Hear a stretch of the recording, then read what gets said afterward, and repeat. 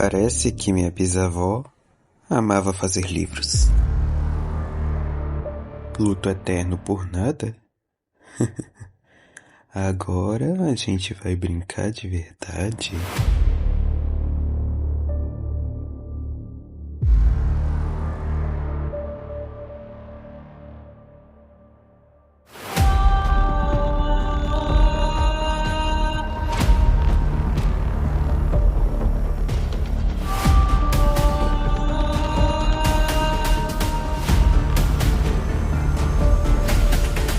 Só que isso aqui é sem compaixão.